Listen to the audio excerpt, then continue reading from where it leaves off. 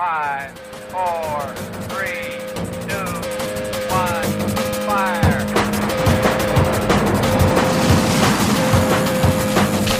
The only thing we have to fear is fear. Mile 18. This is Endurance Nation.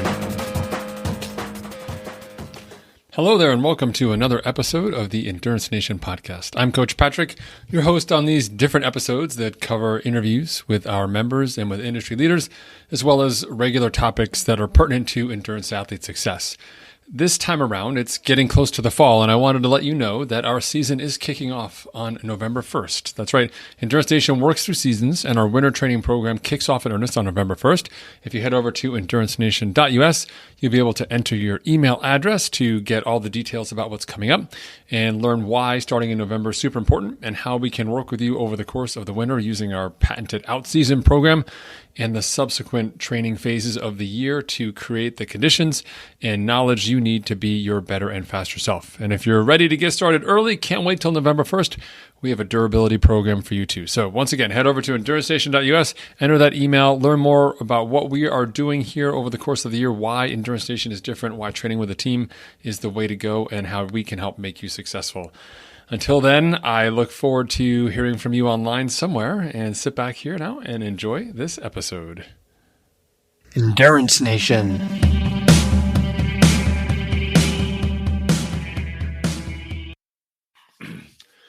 Hey folks, Coach Patrick here from Endurance Nation, back with another video cast / podcast, an update on all things endurance.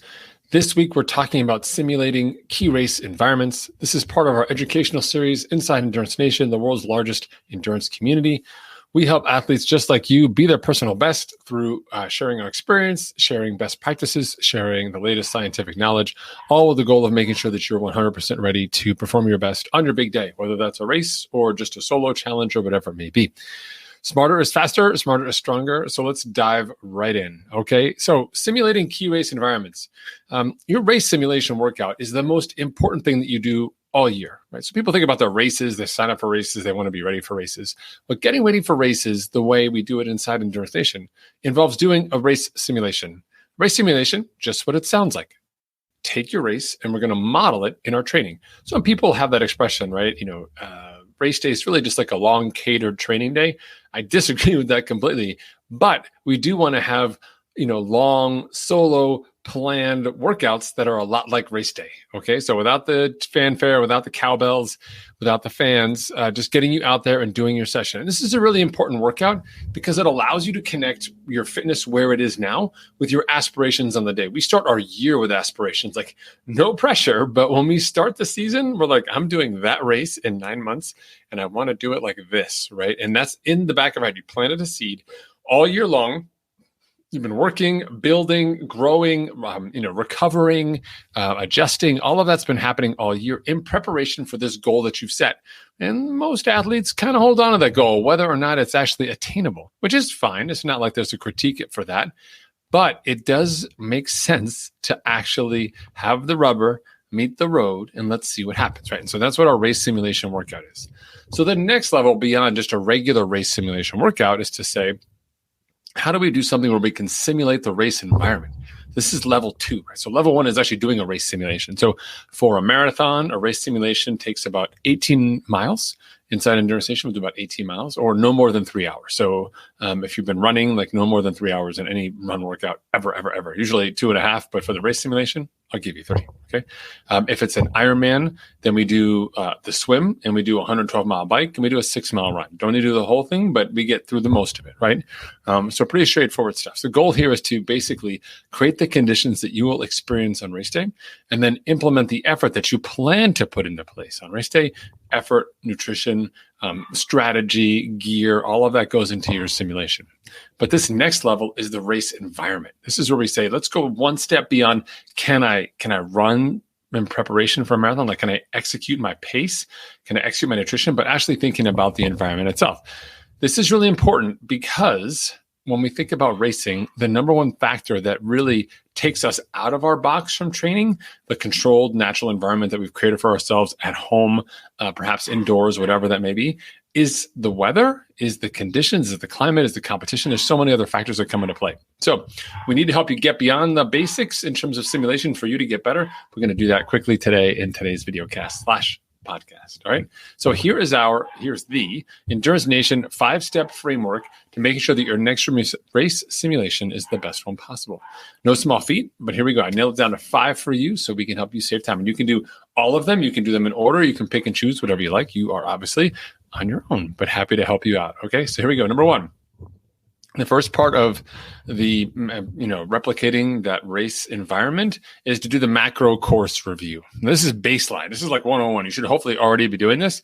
That means you understand like the full distance of the race. You've taken a look into your training, the athlete guide. You've sort of said, how do I map what's going to happen on the day with how I'm going to race, right? So there's 8 stations every 10 miles. You could do the math on the 10 miles. How long is it going to take you? What kind of food do you need? You get a sense of the time of day, so you understand what you need to do for sleep and preparation for that. You understand the different disciplines, etc. This is sort of 101. Although you'd be surprised how many people show up to race day without the adequate gear or fitness to actually complete the event.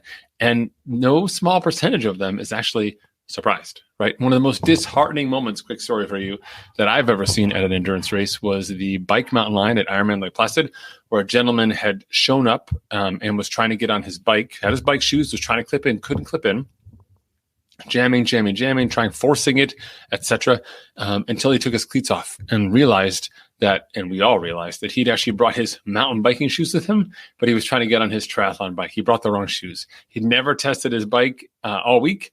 He just put it in the area and then went to get on it on the day, and his feet could not go in the shoes. So he went back into transition, bless him, got his run shoes out of the run bag, and then was going to pedal in his running shoes on his bike. But that's a big issue that arises simply because preparation does not live in the right place, right? Okay, so let's do that macro course review. Pretty straightforward, right? Let's not be one of those stories. Don't want to be a Coach P story. Okay, number 2, check the weather. Sounds crazy, but the more advanced athlete will actually sit down and go look at some of the historical weather. You can go back and look at weather.com or whatever it is and just see what the trends have been, what it typically is and what it was the last few years, depending on the environment. If you're in the mountains of Lake Placid or if you're sort of on the coastal area or down south, like where the weather's been different, say Texas, things can be a little variable. And in general, the globe, whichever side of the political spectrum you're on, does seem to be getting hotter and changing. Athletes are acutely aware of this, much more so than the average population. As a result, we want to know what that weather history looks like because that will help you modify your training. If I live in a beautiful place with warm but moderate temperatures, I can train and be happy with, say, a bottle an hour of training for my hydration, right? But on race day, if I know I'm going into a place where it's going to be 80 degrees, like at the low, 85, 90 at the high, sort of as what that median temperature may lie into that sort of window, let me say, you know what? I need to practice as though I will be consuming fluids and working out, et cetera, at that level, which I know will be much harder than it is right now in my happy environment. So I'm actually going to go ahead and take a dive into it and see what that looks like. Then I'm going to schedule my key workouts accordingly. So if I've got some like longer runs and so on, I know on race day, say if I'm doing an Ironman, I'm going to be running later in the day. Or if you've got a race that starts later in the day, say you've got 11 a.m. marathon, starts at 11 a.m., 1, 2 o'clock, you're going to be in the heat of the day. Knowing that, you can then adjust your schedule. Hopefully, things line up for you that you're able to get the majority of that workout done in conditions that mimic what you'd be experiencing on race day. So if you're doing that Florida Keys Ultra, which starts at 11 a.m. because they just hate human beings, even the ones who sign up for their race, shout out to Maurice for getting that done this year, then you know it's going to be crazy, crazy hot. So schedule your workouts in that environment so you'll be ready. Not all the workouts, because we don't want you to get crushed, but the key race simulation workouts do need to be done in those conditions so you can adapt and learn in preparation for the day. All right. Third option here, the micro course review. We did the macro, now we're in the micro. In this case, we're going to zoom in on the race itself and identify key areas, the critical success factors that we are able to replicate in our training. So pick any race and say, oh, great, the front half of this race is actually pretty hilly. Or say it's Boston Marathon and the last half or last third really is really hilly. So how do we handle that? How do we handle from 19 on if we know, or 17 on if it's going to be tough for the hills? How do we mimic that in our training? Well, we can actually plan routes that map to those conditions. So we've already mapped to the weather, but you can also map to the conditions. Flat at start, hilly later, or like flat hills and then flat and then hills because it's a 2-loop course. Whatever that may be, we can replicate that in training by just being strategic. Or if you're fortunate enough to own, a treadmill or indoor training device like cycling, etc., you can use the resistance and modulate the differential, the friction, for you to actually be able to do the work relative to the load that you expect to put out a race day. So this is sort of that next level where we say, on race day, I know that the first hour at Lake Placid's, fairly straightforward, not easy, but straightforward. I've got this nice descent, a flat section, but at mile 30, the road goes up and it goes up for about 15 minutes. And I've got to do a hard session of 15 minutes and then keep riding for another hour before I get to halfway, right? So I can mimic it such that I get to 30 miles or whatever that time may be on the day in my own town. And then put in a hard 15-minute effort to mimic what I'll be doing on race day, like literally laying it out. It's possible to do. We just have to be a little strategic, get a little creative with maps or perhaps with your ones and zeros on your computer to be ready for that with your treadmill or for your trainer. But that's really helpful as well. All right. So that's the micro course review. The fourth framework, this one is your nutrition and gear planning.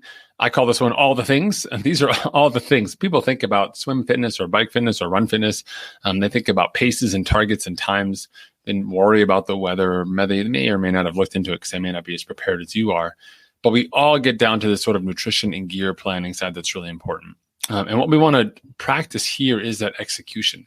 So think about what you're going to be eating and drinking on race day. And we're going to have to start eating and drinking exactly that in these key workouts. So practicing. In fact, for those of you doing these important long races, I might be practicing that nutrition every weekend, even though I may not be doing a race simulation, up to you. But I've found that it takes a while for my body to adapt to the strategy that I want to implement. And it's more often than not a little bit of a wrestling match with my stomach to make sure I can get it right. You can't just sit down and say, hey, let's do a race thing. And your stomach's not going to say, I love it, we're down. It's going to take a while for that to come around, right? So you got to do some serious strategic planning. And it starts here with number 4, this nutrition and gear planning. So we're going to do our nutrition as we plan on race day. We're also going to wear the gear in the simulation workouts that we're going to be wearing on the day. So wear the kit, ride the same bike, ride the disc, have the computer screen set up the way that you want to be set up, have the run jacket on, the vest, have your fluids you're going to be carrying, bring the elements you plan on bring in an umbrella, plan the route, etc. This is your chance to kind of put all of that into play. This way we make sure that our shoes are good, our hat, helmet, headwear, good, sunglasses, good, not good, sunscreen choices, good, yes, check. Nutrition, does it work? Maybe, maybe not. We're going to find out now. And we do it by making sure that this replication process works. So the goal is not that the simulation will ever be perfect, but that we learn a great deal coming out of each one such that your race itself or your big event is actually pretty frictionless. All right, well, before I get distracted here, last of the 5 points of this 5-point framework is to write and review your race plan and then sit down and then review it. Cannot say it enough. When you write and review your race plan, you're actually putting into paper your actions. Already you have increased the odds significantly of you actually following those steps because you wrote them down. Just going by memory, not so much. It's like going to the supermarket for somebody else, but not writing anything down. Can you do it? It could be close, but if it really mattered that it was all or nothing, you had to bring everything home or nothing counted, it's probably not going to work out for you. So we want to write that stuff down. And it's the same thing with our race plan. We write it down, we lay it all out. This way we can see it and learn from it. We're going to execute it. And we're going to come back and say, my plan was to, eat or drink X amount of food. Let me take a look at my setup here. Oh, I've got this much fluid left over, or this many calories left over, or I remembered halfway I kind of didn't feel so good, so I changed this or that. All of that can then be added. So we have our original plan, then we have the notes on the updated plan, and we take these two things, and that's how we create our next plan for the second race simulation, because there are two. Or we modify and say, if it's just going to the race, and we update that to be our race plan moving forward, and we're incorporating our own lessons learned. So race simulations are super important, but how you conduct them equally so. That's our 5-point framework to making sure that you will be successful, not only in your simulation, but on the big day. If you want to learn more about training and racing excellence for endurance, please head over to endurancenation.us. You can create a trial membership, check things out, explore, contact us using the widget at the bottom of the website. We're happy to help you out. Thanks, folks, for tuning in. Happy racing, happy simulating. I'll talk to you soon.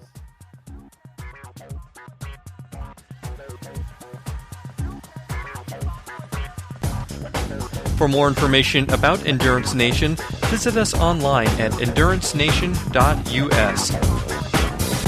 The provided music is from the Podshow Podsafe Music Network. Check it out at music.podshow.com.